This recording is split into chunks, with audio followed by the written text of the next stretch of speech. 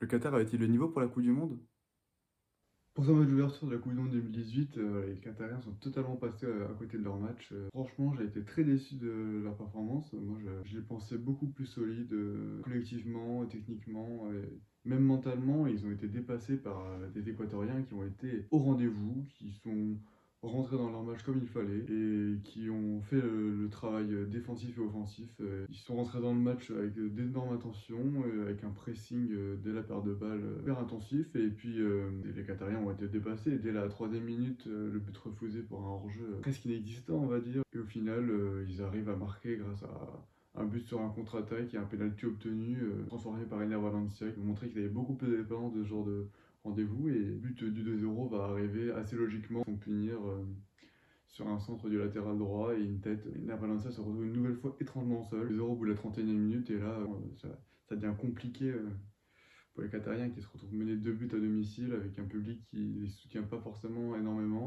Les Équatoriens ont notamment dominé largement les duels physiques, en plus d'être supérieurs techniquement. On a vu notamment Caicedo redescendre largement entre ces deux défenseurs centraux quand ils avaient le ballon, ce qui faisait que le pressing des trois joueurs qatariens était totalement annihilé par la ligne de 5.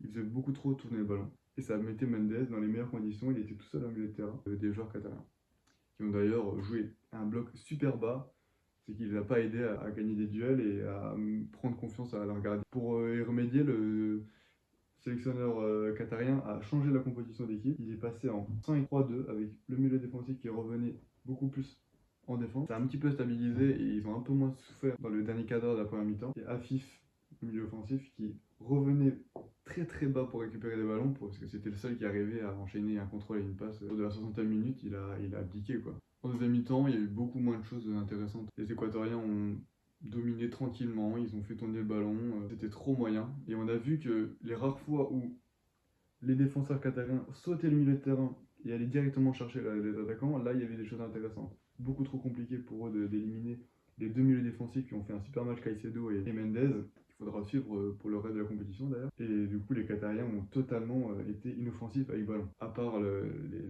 l'incursion sur un jeu direct d'ailleurs de Muntari et la belle frappe au-dessus de la barre, les Qatariens n'auront pas réussi à cadrer une seule frappe de tout le match. Au final, on a eu un match très haché avec beaucoup de cartons jaunes et les Équatoriens ont vraiment montré de bonnes choses et on espère qu'ils vont retirer ce genre de performance contre des adversaires un peu plus costauds, notamment l'utilisation des deux milieux excentrés qui étaient très hauts finalement, qui étaient en 4-2-4 contre cette équipe, mais à mon avis, ils joueront beaucoup plus défensif et ils reviendront en 4-3-3 contre les autres équipes.